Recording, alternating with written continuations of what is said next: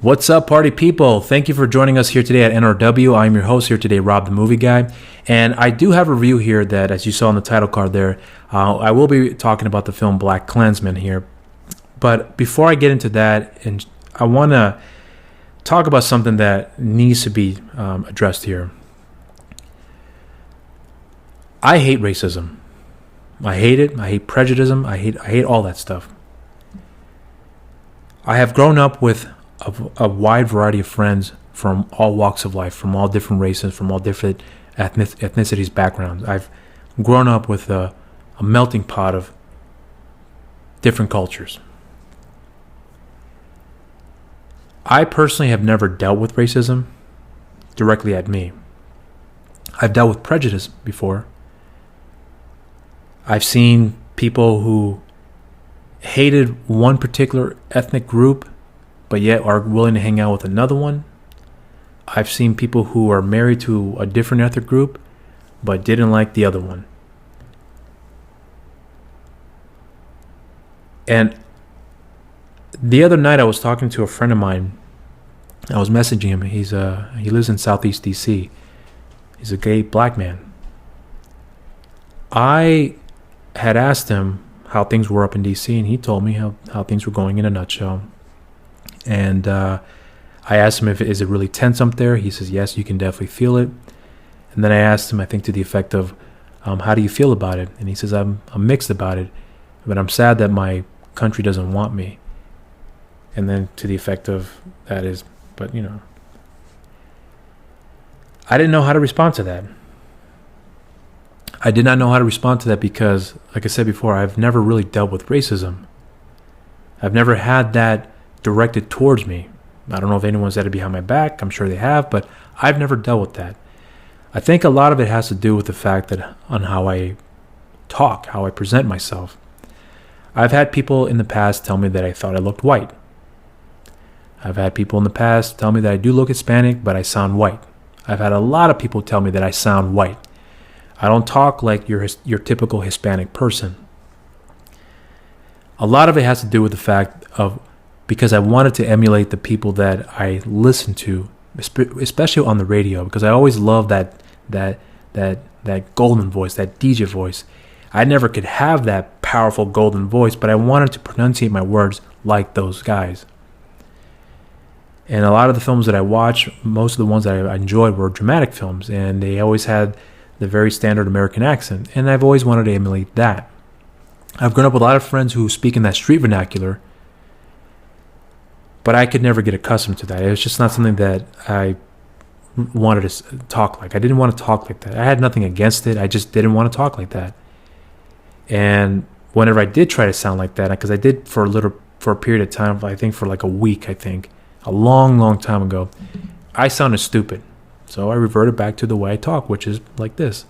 In fact, when I met my wife, I spoke with her on the phone for the first time over 10 years ago. She told me after I spoke with her that, we had a conversation, and she had told her friend that this guy might be your type because he sounds white. Because I was talking about punk rock and all this other stuff. So it's something that I've gotten used to hearing, and it's not uncommon for people to tell me that, yo, you sound like a white guy, or you look white. I'm an Hispanic American. My mom and dad are Nicaraguans who left Nicaragua to come here for a better life, and they have. Like many other immigrants out there who come from their respective countries to come to this country here for the opportunity for a better life. Many of them do achieve that. But then you'll hear countless stories of some of the setbacks they've been dealt with here because of the way they look, because they could not speak English very well. They've been taken advantage of. They've been insulted. There's countless stories of that. And like I said before, I've never dealt with that directly at me. I've seen prejudice between other ethnicities. I've seen that happen many times. I know a lot of people who are married to someone that's not white. They could be Asian, whatever else, but they hate the other race. or they hate that other ethnicity. And it always confused me. But yet they listen to rap music sometimes. So there's a lot of mixed feelings that I had about that, because it was something that I just never really understood. And a lot of it has to do with the fact that of the way that I grew up. I've grown up with a lot of friends who were from different walks of life. Asians, Hispanics, blacks. I've had friends from Somalia. A good guy that I know from Somalia. I haven't seen him in quite some time, but he was always been a good guy with me. And when I got to hang out with him, I've learned a lot about him as a person. And I've worked with a Somalian too. She was wonderful. I've worked with a lot of people from all over the world. I've worked with Russians. I've worked with Chinese people. I've worked with Koreans. I've worked with Salvadorians, Guatemalans, Argentinians. I've worked with Mexicans. I have worked with... I'm trying to think of all these walks of life, but Pakistanians, Indians. I've worked with a lot of different people from around the world. And the more I've got to hang out with them, my perception of what the stereotypical type of that particular ethnicity is didn't exist for me, because I got to know the person. Now, that isn't to say that I did not grow up prejudiced. I've personally have been prejudiced towards some people before, and I have learned not to do that anymore. Because again, I started to talk to other people, and that's one thing I love to do. Is I love to talk. I love to ask questions. I like to learn. And I really want to get to know a person. So I like to ask a lot of questions about them. What kind of music you listen to? What kind of movies you like? What's it like to live over there? Do you miss this country? I've done that with customers when I used to. A lot of places that I worked at, especially when they were from different parts of the country. If they were from Russia, Brazil, I've talked with them and I asked them, "Do you miss your country? Do you miss this? What do you miss about it? When you came here, did you like it better here?" And there's a lot of questions that I want to ask, because I really want to get to know from their perspective why they did what they did and why they love it here or why they don't like it here. Whatever that may be, there's a lot that I wanted to learn from them in that perspective. So going back to my friend here, he had asked me if I have ever had a cop go up to him and pull a gun to his face. I said, I've never had anybody do that to me. No cop, no nobody. I've never been around that. That's never happened to me. And he responded, lucky. I don't know how to respond to that, because I've never really had to deal with that. I realized that I grew up pretty sheltered. I realized that I grew up pretty ignorant, naive, because a lot of the guys that I've hung out with were from all walks of life. 90% of the time, there was never an issue about race. There was prejudice, but never really about race. Oh man, we don't want to talk to black guys. It was never like that. I've never had that in our group. And that, to me, is a wonderful memory that I've had. But I've never really seen anybody deal with racism like that. I've seen people being racist under their breath. I've seen that happen all the time. I've seen people who will say racial things about a group of people because they're not around them. I've seen that. I've seen many Hispanics being racist, being prejudiced towards to other Hispanic backgrounds. I've seen that happen all the time. And that's horrible. I don't want my son to grow up in an environment like that, but unfortunately that exists. So I make it my every effort to show my son that this exists, and it's stupid. Unfortunately, I think it's going to be here for a while. I think because of social media, which is a wonderful tool to have because you're able to catch things in real time and get it out there in real time, and everyone can see it. That's why more and more people are getting angry about it, because we're being exposed that it still exists, and it's happening through all parts of the country. And that is something that needs to be shown and needs to be discussed. And if we have this tendency of having to keep it down, listen, we got to be peaceful about it. Listen, you've had plenty of opportunities for people to become peaceful about this whole thing and approach it peacefully. And a lot of times it always ends up in some sort of angered response, because the opportunities to showcase that, hey, we want to do this peacefully, were ignored. And now what did you expect to happen?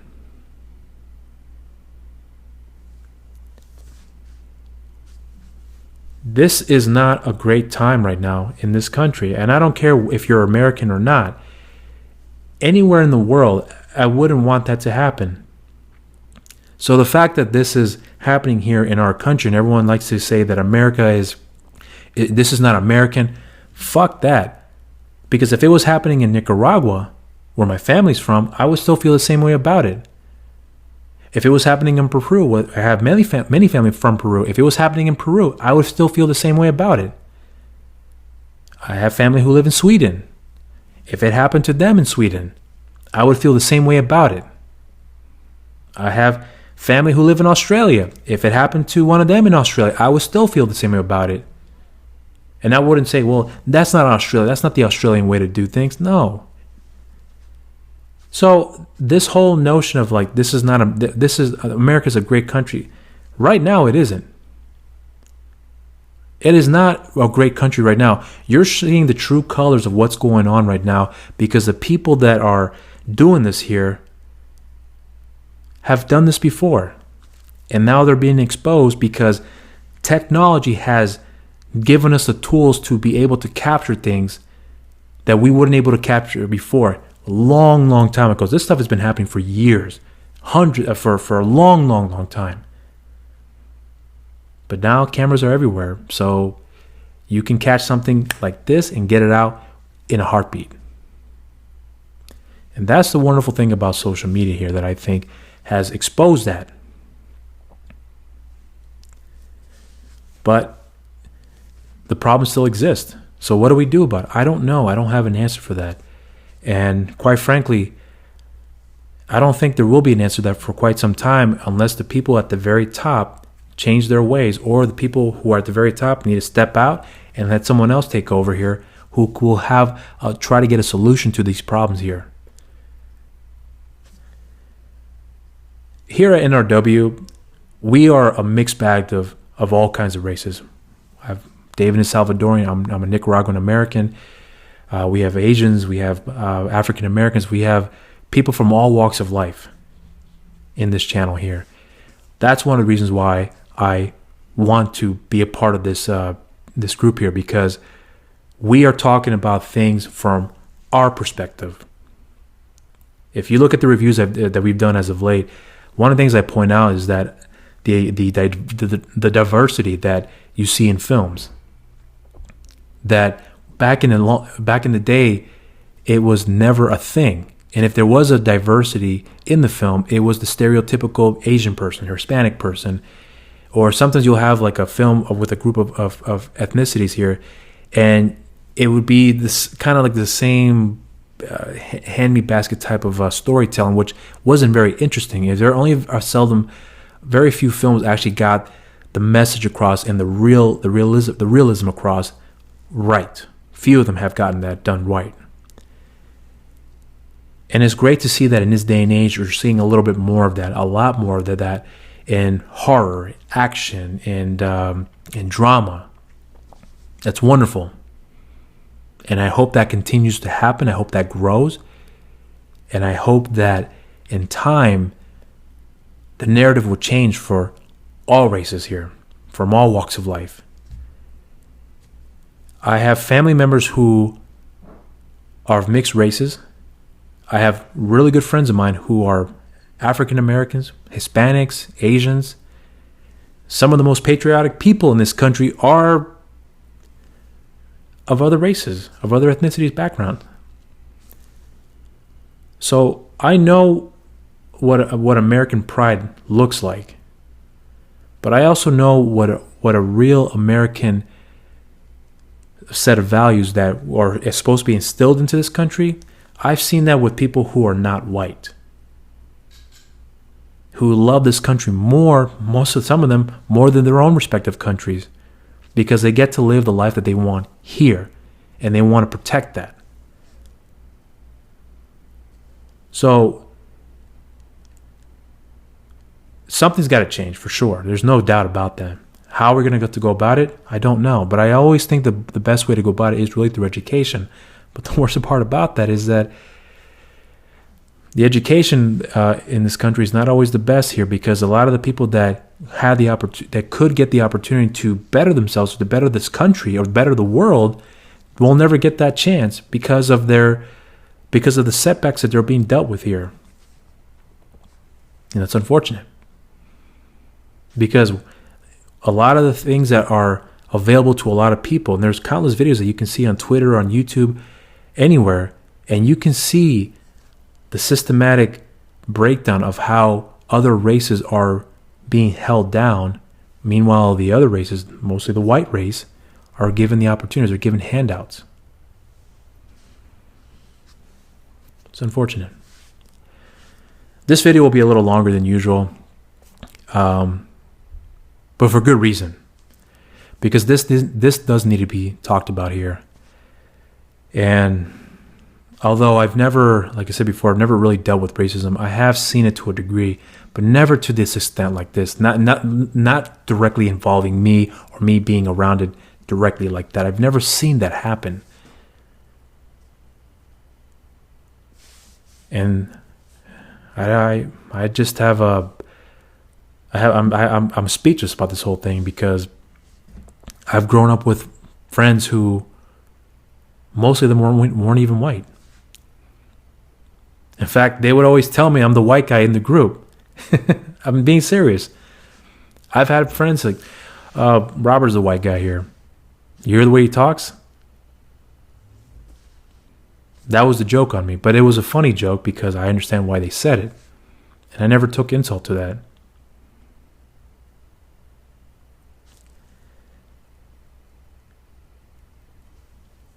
We need to talk to each other, and we need to talk about these things. And some people are not going to respond very well because they already have this mindset that no, we're not going to get into religion, we're not getting into politics here.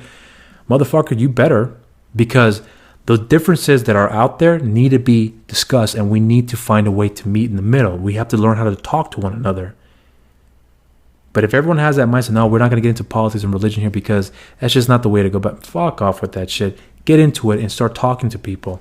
Talk to your kids, talk to your friends, talk to your family. This needs to be talked about here. And if you're not willing to do that, and if you're not willing to contribute in how finding a way how to deal with this here, something as simple as talking to another person about it that you may disagree with here, how do you expect to make a difference? Something, a little conversation may be all that you need to change your perception or to change your life. I've had plenty of conversations with people that have changed my life by a simple conversation, by me just listening to them. And that can go a long way. So, I hope you guys take this and learn to communicate. Because that is really the key. Communication. But none of that diplomatic bullshit answer.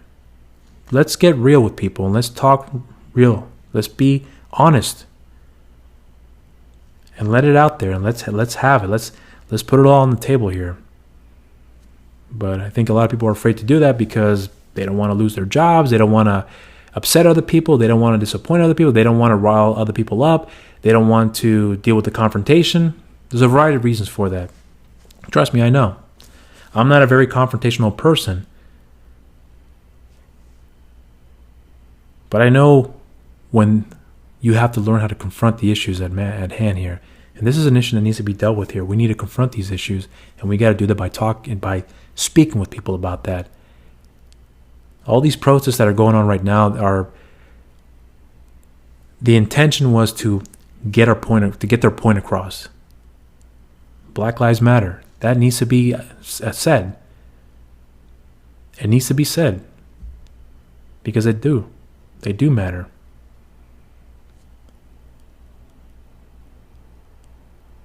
Be honest with yourself. about this whole situation here and talk to somebody. I think that is my only suggestion that I can offer here in this situation right now, because I don't know any other way on how to deal with it properly. Because like I said before, I've never actually had to deal with it.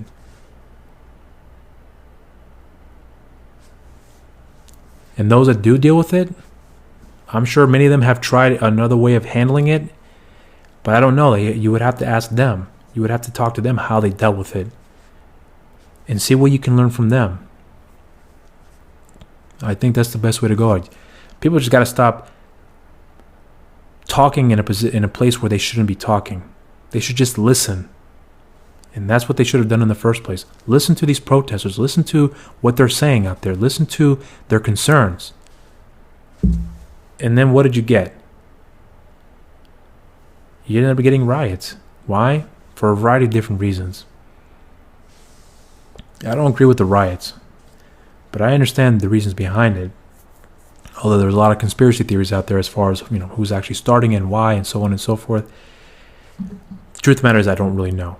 But I do know that the intention out there was to speak up about a very serious issue that needs to be addressed, because no one was listening in the first place.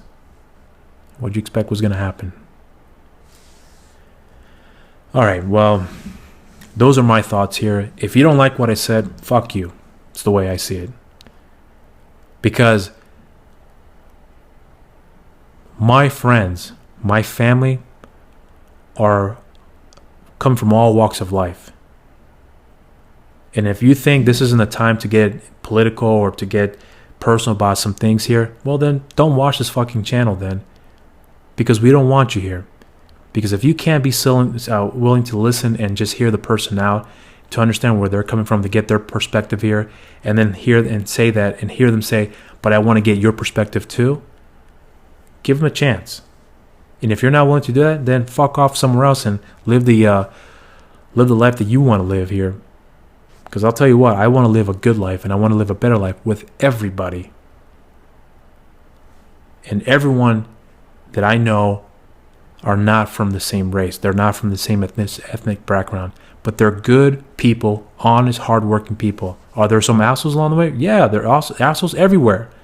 There are white assholes, there are Hispanic assholes, there are black assholes, there are Asian assholes. I've met them all. I've been friends with a lot of them that are like that. Assholes exist in all walks of life, in many different shapes and forms and races. So they exist out there.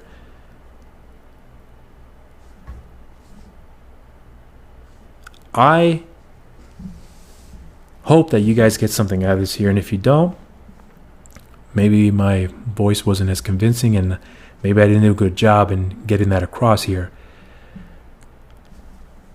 But the reason why I wanted to get into this is because it needed to be heard. If you sat through this here and you listened to what I said, I appreciate you. I thank you. And I hope you put a comment about what I said there and then really get your thoughts out there. But if you're just going to be a racist and stupid asshole that's going to start talking gibberish and not really get your point across and really get your clear perspective of where you're coming from here, don't waste your time. Think before you say. Trust me, that goes a long way. All right. So let's get into it here. We're going to talk about a film called Blackkklansman, like I said before, and it's directed by Spike Lee. But before I get into my thoughts on this film, let's roll the trailer here real quick.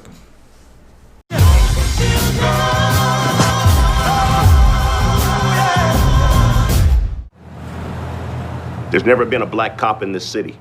We think you might be the man to open things up around here.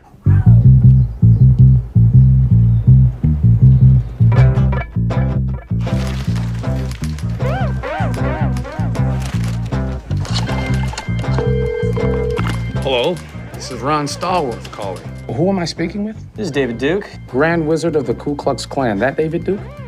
God, last time I checked. What can I do you for? Well, since you asked, I hate blacks. I hate Jews, Mexicans and Irish, Italians and Chinese. But my mouth to God's ears, I really hate those black rats.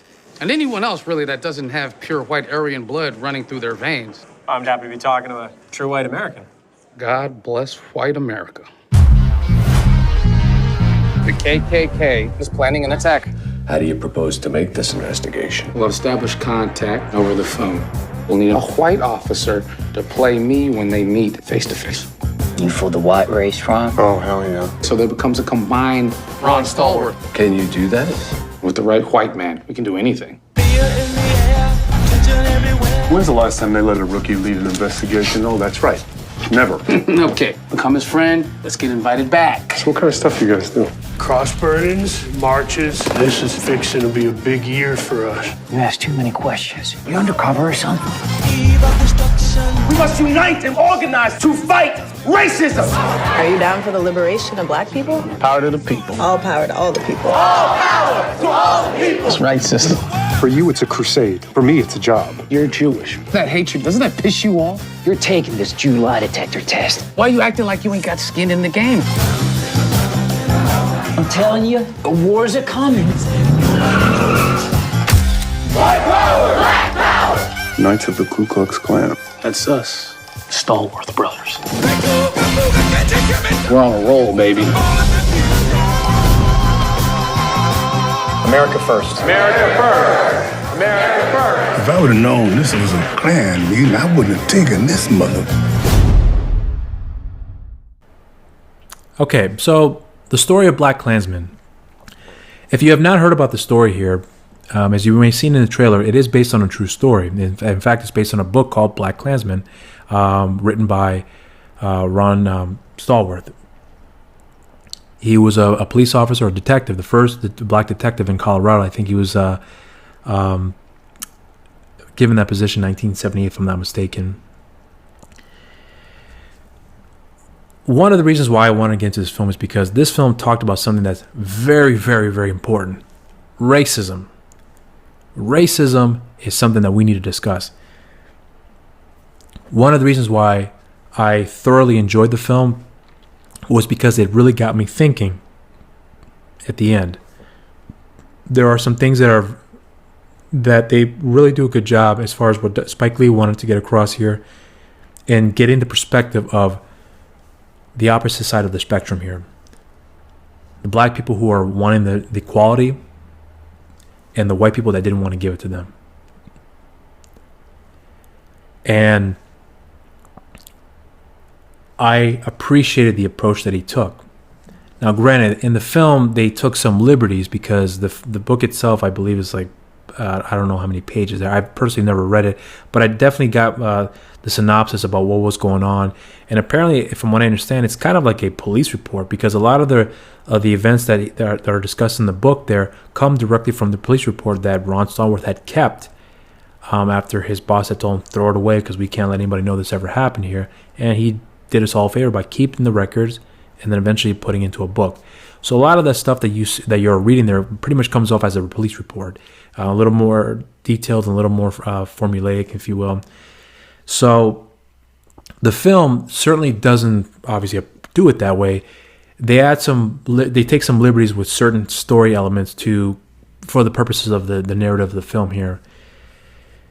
One of the most important factors here in the film that I really, really enjoyed was where there's a scene in the movie, and forgive me, I'm going to look it up here because there was a lot that went on in the film that were really important in terms of what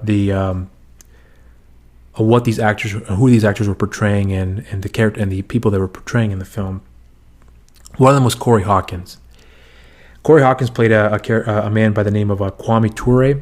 I don't know who he is personally. I didn't know anything about his background, but he was a real life member, from what I understand, reading of the Black Panther. And then he had come over to Colorado to give a speech at this event that they were holding from a local university, I believe. And he's talking about his perspective and about being a black man in America and what he had grown up with and what he had been dealt with and how to look out for his people and so on and so forth. And it was his performance was phenomenal in that movie. Corey Hawkins, if you're not familiar with Corey Hawkins, he played Dr. Dre in Straight Outta Compton. Another good film, by the way. I actually did enjoy that film, but he is great in that part. He's only in it for maybe at most 10 minutes, but he definitely puts in a really good performance in there. And he said a lot of things that made a lot of sense, and you understand their perspective. And then the beautiful thing that I thought Spike Lee did very well here is that you get the cameras on the crowd, but then there are moments where you see that the camera is focused on certain individuals, and you don't see the crowd behind them. You just kind of see like this silhouette here, and then another silhouette. I wouldn't say silhouette. I don't think it's the proper term to use, but it's you see like the focus shot on one person, and then another focus shot of another person over here, and another focus shot of another person over there. But there's no crowd in the background. It's just solely focused on these individuals who are looking up, listening to what he was saying. I thought that was really beautiful because you're seeing that these people are listening and are hearing what this man is saying because he made sense. He understood where they were coming from. And then, of course, you see a scene like that very similar to where David Dukes, played by Topher Grace, who, by the way, was really good in the film as well, too. And I happened to see a picture of David Dukes back in the 70s. Topher Grace looked a lot like him, so I can see why they cast him for the part.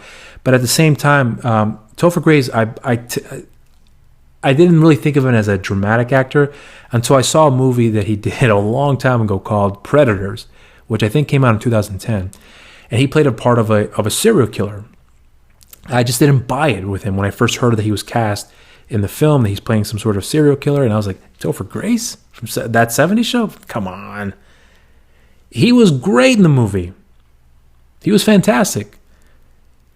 So when I found out that he was playing David Dukes, I remembered that performance that he had put on in Predators. I thought he was fantastic in the movie. The film, it is what it is. I haven't seen it in quite some time, so my memory on the film is a little vague here. But the point I'm making here is that, like I said before, he is good in the film. And when you see the way that David Duke talks, and then you see how Corey Hawkins does his performance when he plays, forgive me, I have to look at the actors, the person he's playing, Kwame Ture. You're seeing those two perspectives of how a black man is preaching black power. The white man is preaching white power. And then you have John David Washington, who in real life is Denzel Washington's son, play the part of Ron Stallworth. Seeing him in the middle of that, from his perspective as well, made a really big impact on me, because in the film, he's being portrayed as a man who is not necessarily the guy who's going to be going to those black rallies. He's just not going to go, from what I can gather from his character. But the only reason why he did go is because he was going undercover to check out Kwame Ture's speech, to make sure there's not going to be no any riots that are going to be coming out of this here, or any sort of violence that's going to be coming out of it here.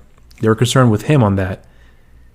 Meanwhile, David Dukes comes over to town to give a speech, and because his life is being threatened, the police is going to hire a bodyguard for him, and the only person that was available is Ron Stallworth.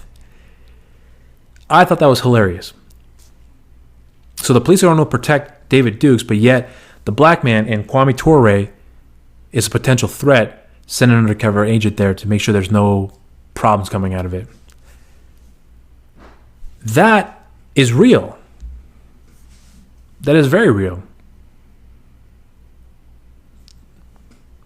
I saw that, and I was just thinking, like, wow, I couldn't believe that. It shows me how naive I am. But I was genuinely shocked to see that in the film. And then I didn't really get into what the plot was about, but if you guys don't know, and forgive me for not getting into it, but the plot is about Ron Stallworth, who went undercover to infiltrate the KKK, but Ron Stallworth is black. But when he's on the phone, he talks like a white man, because when you hear him talk in real life, he's a rhotic speaker. Rhotic means that he pronounces his R's. Never, how are you? Well, hello. Are we there yet? There's none of that street vernacular. And he was able to infiltrate and convince these members that he was a white man, but then had to send in a white Ron Stallworth in his place to go to these Klan meetings. And that was wonderful to see. So you get to see that, and you're seeing how this black man is tricking these white people. And there's a scene where David Dukes is talking to Ron Stallworth, and apparently this did happen in real life, where David Dukes says, "I can tell if you're black or white," like that. How can you do that? How can you tell? This is where Ron Stallworth is talking to him when he's talking to David Dukes, because a white person pronounces every vowel. They pronounce their R's. Black person would never do that. They don't say it the correct way. They don't say it the way the superior is supposed to say it. So if I ask you, "How are you?" you can say, black person will say, "How are you?" Whatever the vernacular is. He believed that to the point where Ron Stallworth, the black man, is being told by David Dukes how a white person should sound and how a black person sounds. And yet he's fooling this guy. So he's like, "But you can tell that I'm white." I was like, "Of course, you pronounce your R's. You speak very clearly. You speak like a white man, like a superior white man." And he's laughing at him. So the film was about that, but there's a lot more involved here with the film. And but I want to highlight some of the more important things I thought. Well, the entire film I believe is important, but some things that really stuck out with me. One of them, which is where Harry Belafonte. If you don't know who Harry Belafonte is, if you've seen the movie Beetlejuice, there's two songs that are featured in the film that most people will recognize right off the bat, especially if you're a fan of Beetlejuice. One of them is Deo, that's Deo, Misa Deo, daylight come and me want to go home. That's Harry Belafonte. He was also an actor too. He's been in a string of films throughout history, and he is one of those major pioneer actors, African-American actors, who was able to be in films as a leading man with a white woman. But at that time when he was in the films as a leading man, he was not allowed to kiss the woman because they wouldn't allow that at that time. But he was one of those leading men actors, being a black man, to share the screen with a leading white lady. So this guy is a pioneer in that regard. So he's in this film, and he plays a character who happened to know Jesse Washington. If you're not familiar with the story of Jesse Washington, I highly recommend that you look this up here, because this is a very horrific story. To make a long story short, Jesse Washington was accused of murder. He was a 17-year-old black man. And the court case lasted for an hour. The jury, in 4 minutes, all of them white, decided to pick the verdict of being guilty on him. As a result of that, and this happened in Texas, by the way, they were dragging his body. They put chains around him, and they were dragging his body to where they're going to hang him. They were hanging him, and it gets really graphic here, but I'm going to say it because needs to be heard. They were ripping his body apart, cutting his fingers off, cutting his toes off, ripping off his genitals. And there were pictures of this being taken. They burned his body while they lynched him. And there, at one point, at the peak of it all, there was 15,000 people. Majority of them were all white, no doubt. A few black people were there as well too. And in Texas, lynching was illegal, but the mayor was there as well. And apparently his cameraman was there to photograph the entire event there. And he was telling that story. And meanwhile, you're seeing Ron Stallworth, the white Ron Stallworth, being inducted as a member of the KKK. And they're watching Birth of a Nation. If you've never heard of the film Birth of a Nation, I'm not talking the one that came out a few years ago. I'm talking about the one that came out way back in the early 1900s. That showed that the Klansmen were the heroes and the black guy were the villains. They were looked at as monsters, mongrels. And the Klansmen were the hero. And they're watching this film and they're cheering on. They're white powering all the way through, and they're cheering for the Klansmen in the film to get all the black people there. And meanwhile, you're hearing the story of Harry Belafonte's character talking about Jesse Washington. That is something that really struck a chord with me. I showed that scene to my son because I wanted my son to see that. And I don't give a fuck what people think. Oh, you shouldn't let you say fuck that. People need to see that stuff, and they need to learn about that stuff. And I want him to understand this happened, and to this day it still happens. Maybe to not that degree, but it happens. And you need to learn that it exists, and you need to be prepared on how to deal with it. So I'm sorry that I'm not chipper as I used to be, as I normally am, I should say, in the reviews here, because this is something that's not easy for me to really get into, because it's not something that I've never really had to talk about. Never to this extent here. But this film here needs to be seen. Spike Lee did a great job I think, in focusing on a lot of the important political elements in the film that needed to be addressed. At the very end of the film, you see footages of the riot that occurred in Charlottesville, and you see Trump giving his speech that there are good people on both sides. He said that literally. There are good people on both sides. After what had just happened there, of what was the catalyst of this riot. So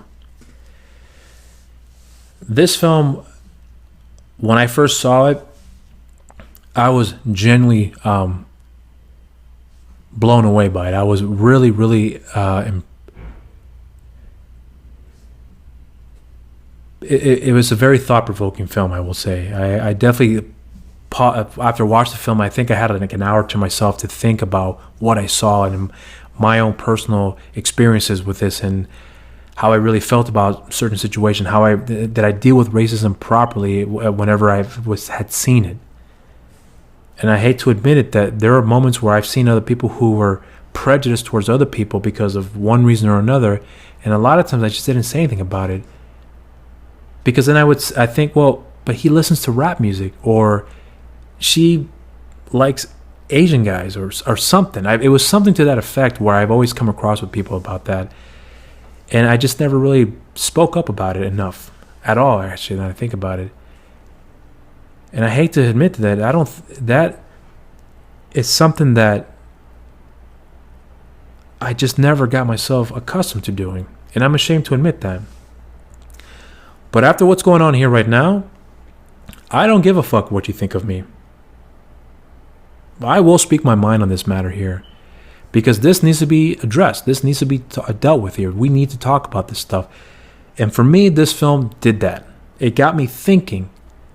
And it got me thinking truthfully about how I really felt about this whole situation here.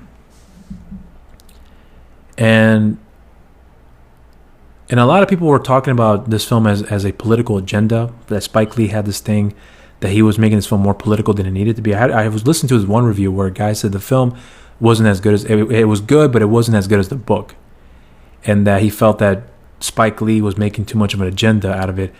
Motherfucker, racism is real, and racism still exists.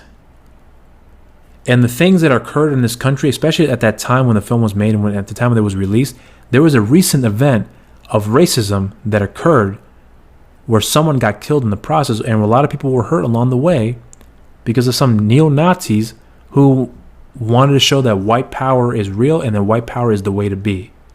And they didn't want anything to do with Jews or anybody else. Meanwhile, the president said there are good people on both sides. And Spike Lee was being too political about it. I think he had a good reason to put that in there, and a very good one at that. It needed to be dealt with. This to me was one of Spike Lee's better films, and I haven't seen every single one of his films. Some films I enjoyed more than others, but this one was really the one that I saw since I've seen. Forgive me, I forgot the name of the film that I happened to see recently. A wonderful Spike Lee film, his first film. I think it's called She's Gotta Have It. I'm blanking on the name right now. She's Gotta Have It was a wonderful film, and then Malcolm X, which I'm going to do a review for you, by the way, on that, because I think that's another important film that needs to be discussed, about the perspective of of racism and religion. And I think that's something that needs to be talked about as well too. But my final thoughts here on the film, guys, is that this is a very, very, very important film. And I think this is one of those films that you need to show in school. You need to show this movie in a school. You need to show what it's like for a person of a different color going through what they go through and the consequences of being quiet and the consequences of speaking up. And you need to show that to anyone who is not black to understand that perspective too. And if you think that this film should not be shown in school because of the language, fuck you, is the way I see it. Grow a pair of balls and show the fucking film, because that film needs to be watched in schools and people need to be educated in that. That's how I feel about it. Those are my thoughts on the film. If you have seen the film, let me know what you think here, because quite frankly, I really didn't get too in depth on the film, because the whole purpose of this video, apart from the review, is to really get into the whole thing about racism. And it needs to be dealt with. But if you have seen the film, let me know what you think. Share your thoughts. Did you like it? Did you hate it? Why did you hate it? I want to know why. And if you liked it, what did this film get you to think? What did you learn from this film? Because I'll tell you what, I learned a lot from watching this film. And share your thoughts too. If you've dealt with racism, what were your experiences like? How have you dealt with it since then? I'm curious to know. I hope that people will speak out and share these stories here, because these stories need to be told and they need to be heard. And here at NRW, we want to hear the stories and we want to share these stories. We are a group of a diverse backgrounds here, and we need to speak up. And we need to help each other out. So since you're here, please subscribe to the channel. If you haven't done so already, what are you waiting for? Do it now. And hit that notification button here as well too. So that way you'll be receiving any new content that we're going to be putting out there, because we will be putting out some more content as the days go by here. And be sure to follow NRW on social media here. We have a Facebook page, New Release Wednesday, and on Instagram, New Release Wednesday. And you can also follow them on Twitter here at the NRW. And you can follow me on social media as well too. On Facebook, simply Rob the Movie Guy. And on Instagram, it's Rob_Medina0585. And on Twitter, RobMedina0585. I do hope that you guys enjoyed this video, and I hope you guys got something out of this here. If you did not, I want to know why. But regardless, here people, here at NRW, we're going to speak our minds, and we're going to tell you our perspective and we're definitely going to get into some heavy topics here in these upcoming reviews here, because they need to be discussed. And if you have a problem with it, fuck off, because we don't want you here. But if you want to learn something and you want to hear the perspective of a person of color and see their point of view from their background, you're in the right place, because we're here to share our stories here, but we're also here to share our perspective on films. And we would love for this to be growing for everybody out here, because we want people to unite. Believe me, I would love for that to happen. But until next time, guys, please stay safe out there, stand up for each other, and don't be afraid to speak up. Don't be afraid to speak up, because if you are, you're not going to contribute by making things better here by keeping quiet. Speak up. Let your voice be heard, and stand up for your friend. Even if you don't know that person, if you see somebody being treated wrong because of racism, or whatever the case may be, stand up for them. That can go a long way too. Believe me, it can. Until next time, everybody, be safe out there. Love each other. Hug your friends, hug your family, and listen. Cheers.